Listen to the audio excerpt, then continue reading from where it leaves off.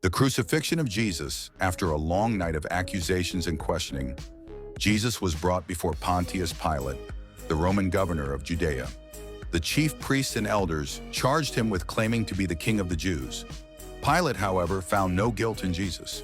He questioned him, and Jesus remained mostly silent, except to confirm, "You say that I am a king." Pilate was troubled. It was Passover, a time when he would release one prisoner to the people. He thought this tradition might free Jesus. Standing before the crowd, he gave them a choice: Jesus of Nazareth or Barabbas, a known criminal.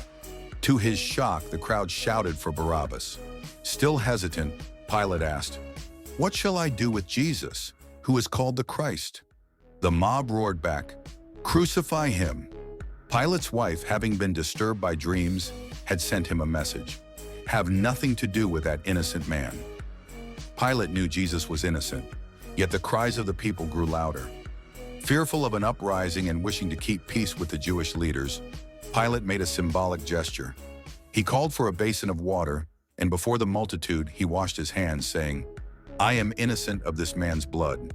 "It is your responsibility," the people shouted. "His blood be on us and on our children." With that, Pilate released Barabbas and handed Jesus over to be flogged and crucified. Weakened from the scourging, he struggled to carry his cross. A man named Simon of Cyrene was compelled to help him. The crucifixion at Golgotha, the place of the skull, soldiers nailed his hands and feet to the wooden cross. Above him, they placed the charge: Jesus of Nazareth, King of the Jews. Two criminals were crucified beside him, one on his right and the other on his left. The crowd sneered, "He saved others. Let him save himself if he is the Son of God." Even one of the criminals mocked him. But the other, repentant, said, "Jesus, remember me when you come into your kingdom." And Jesus replied, "Truly I say to you, today you will be with me in paradise."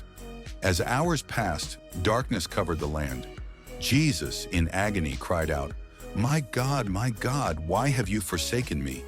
Finally, with his last breath, he declared, "It is finished," and gave up his spirit. At that moment, the earth shook, rocks split, and the veil of the temple was torn in two. Even the centurion guarding him exclaimed, "Surely this was the Son of God." Moral lesson: the story of Pilate washing his hands shows that avoiding responsibility does not make one innocent. True justice requires courage to stand for what is right, even when the crowd shouts otherwise. Please like, share, and comment, and follow for more.